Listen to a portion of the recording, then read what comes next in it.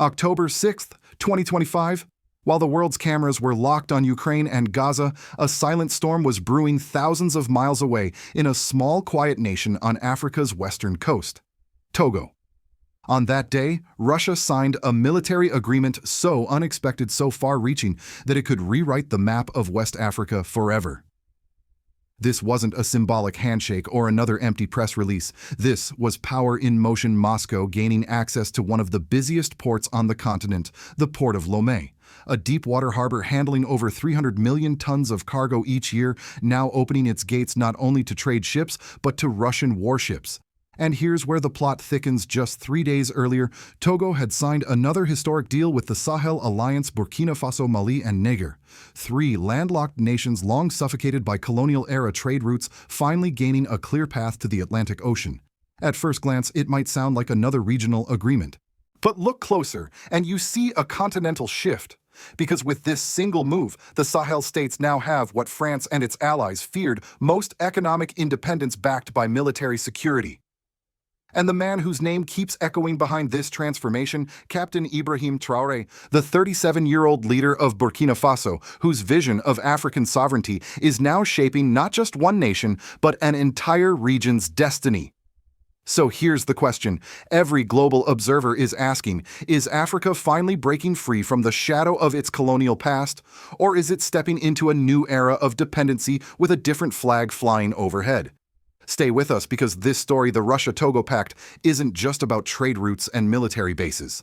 It's about who truly holds the pen as Africa redraws its own map. Subscribe if you believe that the truth is more important than the headlines. Share if you stand with President Ibrahim Traoré's vision for a sovereign Africa. October 6, 2025. In Moscow, the Russian parliament, the State Duma cast its votes in near silence. No grand speeches, no breaking news coverage. But within minutes, a deal was approved that would send shockwaves across Africa: a military cooperation agreement with the small West African nation of Togo. For decades, Togo had been viewed as a footnote in African geopolitics, stable, quiet, overshadowed by its larger neighbors Ghana and Nigeria. But that calm exterior hid something powerful.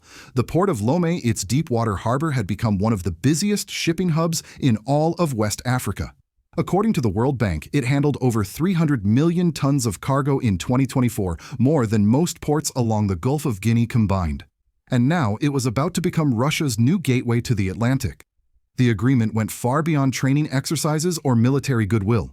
It included a clause that allowed Russian warships to dock in Togolese waters and established joint naval training and logistical operations. For Moscow, this was monumental, a direct maritime foothold on the western edge of Africa, far from the Black Sea or Mediterranean routes that had long constrained its navy.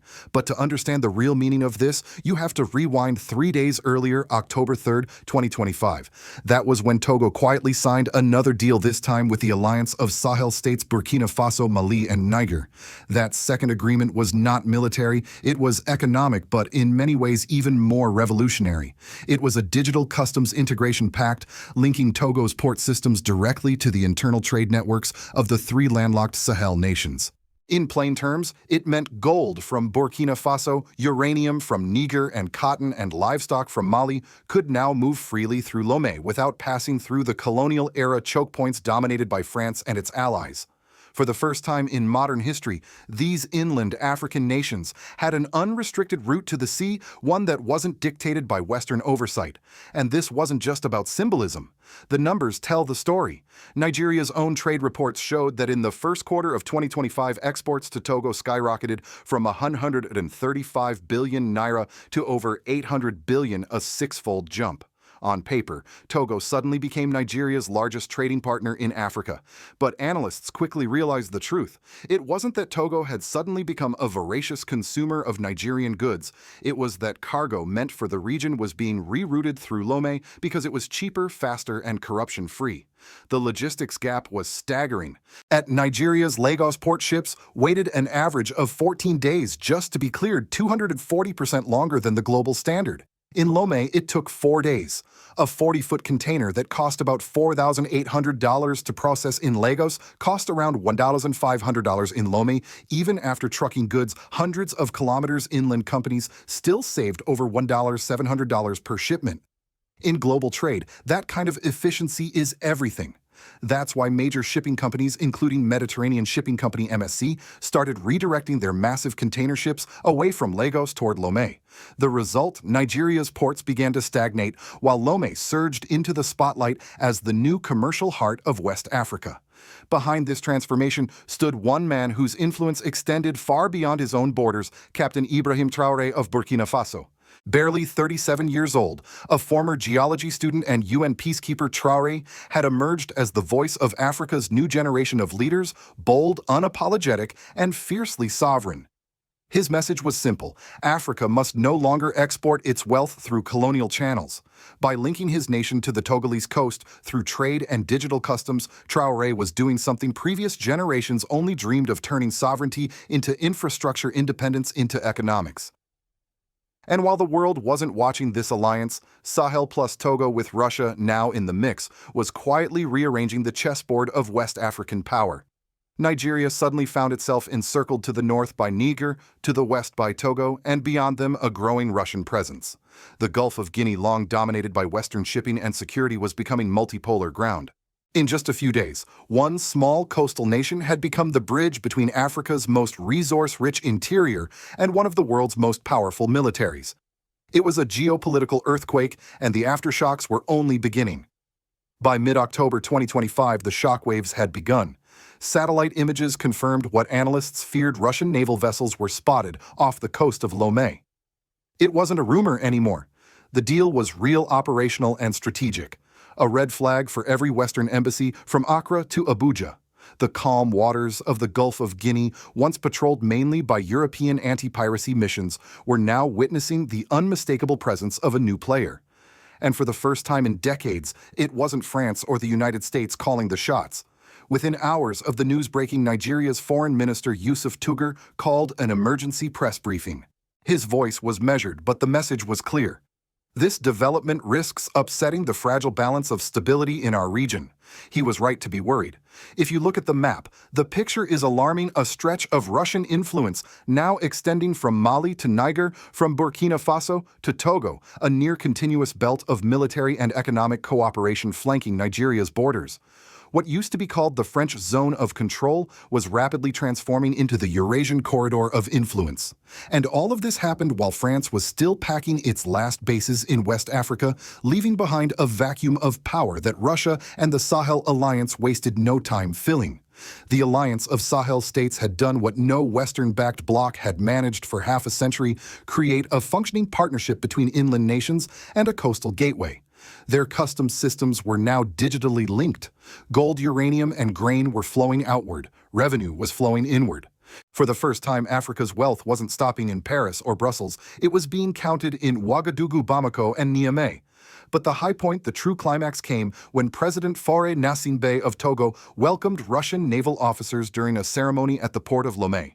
Cameras rolled as a Russian flag fluttered beside the Togolese tricolor. The symbolism was impossible to ignore. The colonial era of Western monopoly was ending, not in words, but in visible, undeniable acts. Across West Africa, the reactions split nations apart. In Burkina Faso, Mali, and Niger, crowds poured into the streets waving both national and Russian flags. Social media exploded with chants of sovereignty, Sahel rising, and no more French boots on our soil.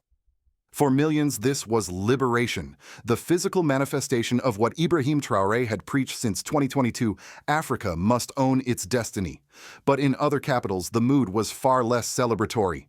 In Ghana, the government moved quickly, strengthening defense talks with Washington. Within weeks, U.S. diplomats were in Accra and Lomé pushing investment deals and security cooperation to maintain influence in the region.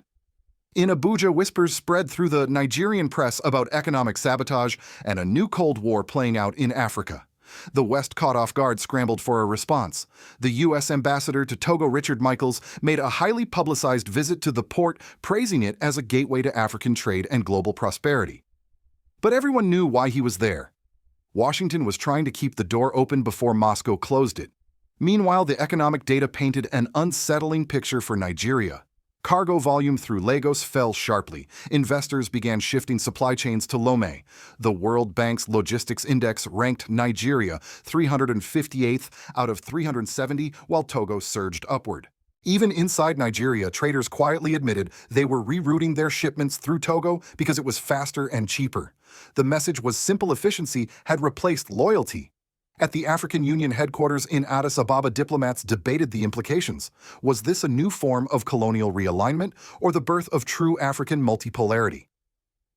The lines were blurred. For the United States and France, the concern was less philosophical. It was strategic. Russia had gained a physical corridor of influence across the continent, and it did so not with invasion, but with partnership and trade. And as the world's attention finally turned toward West Africa, the figure of Ibrahim Traoré loomed large. For the youth across the Sahel, he wasn't just a president, he was a symbol of defiance, the man who refused to kneel before Western pressure, who spoke of sovereignty as a moral duty. In Nigeria's parliament, opposition lawmakers accused their own government of sleeping through a geopolitical earthquake. In Washington, think tanks debated whether the U.S. had lost Africa to Moscow. And through it all, Lomé kept operating 24 hours a day, ships docking, cranes moving, and new trade routes quietly rewriting the continent's economic DNA. The high tide of history had turned, and this time it carried the colors of Africa itself. By November 2025, the consequences of the Russia-Togo pact were rippling far beyond trade statistics and naval drills. They were visible in market schools and ministries across West Africa, reshaping daily life, national politics, and the fragile architecture of regional unity. In Nigeria, the effects hit like an earthquake. The once crowded Lagos port, long a symbol of the nation's economic pride, began to feel eerily quiet. Containers that used to pile up for weeks were now bypassing Lagos, altogether routed straight through Lomé. Dock workers complained of shorter shifts, customs revenue dropped, and shipping companies quietly relocated their offices to Togo. Economists warned that Nigeria could lose hundreds of billions of naira annually in customs duties alone. More worrying, its geopolitical clout, once unquestioned, was beginning to fade. For the first time in decades, Nigeria was reacting to regional changes rather than driving them. Politically, this was a nightmare for Abuja. The ruling government faced growing criticism for allowing a foreign corridor to form along its borders. Lawmakers demanded an investigation into why Russia was now present less than 200 kilometers from Lagos. National newspapers ran headlines like "Lome the New Lagos" and "Who Lost the Gulf of Guinea?" Inside the corridors of ECOWAS, tension was boiling. The alliance of Sahel states Burkina Faso, Mali, and Niger had already pulled out of ECOWAS earlier that year, citing its pro-Western bias. Now their success was inspiring others. A new poll showed 54% of Togolese citizens favored leaving ECOWAS to join the Sahel bloc. For the first time, ECOWAS, once the gold standard of African regional integration, looked fragile, even obsolete. Without its northern members, its economic power shrank. Without Nigeria's leadership, its political unity fractured. And for millions of Africans watching from the sidelines, the question grew louder: who really represents Africa's interests? The old blocs tied to Western capitals, or the new alliances building their own path? Yet beyond politics and diplomacy, the most powerful impact was psychological. Across the Sahel, ordinary citizens began to feel a shift in pride. In Ouagadougou, murals of Ibrahim Traoré appeared on market walls beside slogans like "La patrie ou la mort," sovereignty or nothing. In Bamako, students chanted that Mali was no longer landlocked, it is free. And in Niamey, miners spoke of sending gold and uranium through African hands, not European ports. This was no longer just geopolitics, it was a civil awakening, an emotional reclamation of dignity. But even as these nations celebrated newfound independence, some voices urged caution. Civil society groups in Ghana and Senegal warned that replacing Western dominance with Russian or Chinese dependence would simply swap one master for another. The Sahel leaders, for their part, insisted that this was different, that their partnerships were transactional, not ideological. They pointed to projects in Burkina Faso and Niger funded jointly by Russia and local cooperatives, not foreign corporations. Meanwhile, in Togo, the mood was a mix of excitement and unease. The port city of Lomé was booming, hotels, full cranes, busy streets buzzing with trade. But whispers spread about the long-term cost of allowing a foreign military presence. Would this alliance truly empower Togo or quietly erode its autonomy? In private meetings, even President Faure Gnassingbé's advisors voiced concerns about sovereignty dilution. Yet, the economic boom was undeniable. Revenues soared, unemployment dropped, and the world suddenly saw Togo as the Dubai of West Africa. For the Sahel nations, the transformation was even deeper. They were no longer just countries seeking aid. They were architects of a new regional order. But for Nigeria and ECOWAS, it marked the unraveling of an old one, a slow, painful recognition that the post-colonial model of integration had reached its limit. The lines were redrawn not by treaties in Paris or Washington, but by ports, data, and the quiet determination of African leaders who decided to take control of their own borders, their own resources, and perhaps for the first time their own destiny. From Washington to Brussels, alarm bells began to ring. When the first Russian Navy supply vessel docked in Lomé under the new agreement, the Pentagon didn't dismiss it as a symbolic gesture. Intelligence briefings described it as Moscow's most strategic foothold on the Atlantic in half a century. For American analysts, it felt like déjà vu echoes of the Cold War, but this time on African soil. Except the world was no longer bipolar. This was a new chessboard, one where African nations were no longer pawns, but unpredictable players writing their own rules. At the State Department, policymakers struggled to craft a coherent response. Should the United States confront Moscow's advance directly? Or should it rebuild trust with African partners, long alienated by decades of conditional aid, military interventions, and moral lectures? In July 2025, just weeks after the Russia-Togo pact went public, Ambassador Richard Michaels made a very visible trip to the port of Lomé. Cameras caught him smiling beside shipping executives and local officials. The message was clear: Washington still wanted in. He called Lomé a gateway to global trade open to all nations who believe in partnership. But behind the diplomacy, the anxiety was real. At the Atlantic Council, experts warned that if Washington hesitated, Russia and China could together dominate critical African logistics routes from the Red Sea to the Gulf of Guinea. And the Sahel Alliance, powered by resources like uranium and gold, could soon have its own financial system bypassing the US dollar and Western-controlled banks. In Europe, the mood was one of quiet panic. France, still smarting from its military expulsions in Burkina Faso, Mali, and Niger now faced the humiliation of seeing its former colonies forge ties with its geopolitical rival. Editorials in Le Monde and The Economist lamented the twilight of French influence in Africa. The European Union discussed sanctions, but quickly backed down, fearful of driving African nations further toward Moscow and Beijing. Meanwhile, in Beijing, strategists smiled. China had invested heavily in African ports for years, but Russia's arrival provided a convenient distraction and perhaps a future partner. A multipolar Africa served both of their interests. For many Western observers, however, the deeper question was philosophical. Had the West lost Africa, or had Africa finally found itself even within the United States? Voices diverged.